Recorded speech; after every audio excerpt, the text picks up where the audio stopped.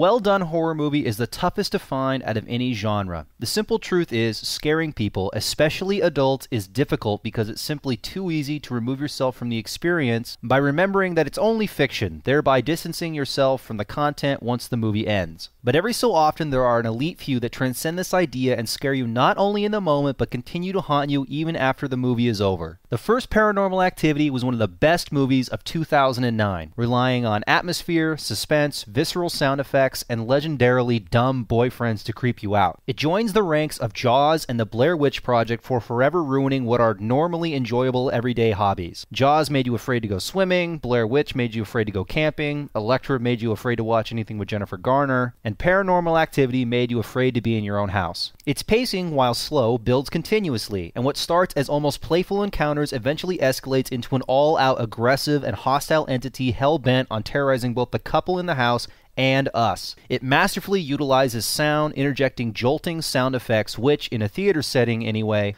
are felt more than they are heard. The sudden spikes of noise played against what is normally a very quiet and musicless movie makes for a suspenseful and uneasy experience, letting the viewer's imagination run wild as to what and how the noises are being made. Perhaps most notably, it utilizes a raw guerrilla style of camera work, similar to the Blair Witch Project and Cloverfield, further selling the idea that this is a real event and could have, if not did, happen. Take the exact same script and shoot it like a modern-day blockbuster and it wouldn't have anywhere near the same effect. Paranormal Activity 2 presents all these elements, sound, camera work, pacing, in almost the exact same way. It is a sequel, or more appropriately, a prequel that tries to utilize the same techniques that made the first movie a success and ultimately popular. Actually, tries is being too generous. It is the same movie, except not even as close to as well realized. First of all, it takes no real chances and instead regurgitates the exact same story, elements, and plot points. That's bullshit, okay? I didn't want to see the Paranormal Activity 1 now with a German Shepherd. I wanted to see a movie that took the whole "your house isn't as safe as you might think" concept and push it even further. But no, too much to ask. Similarities and exact duplications include loud banging on walls, Ouija board sessions, explorations on the internet to find out what's going on and arriving at the exact same conclusion, a male skeptic who eventually is overwhelmed by the evidence and has to believe in what's going on, doors slamming shut, character possession, shadows watching people's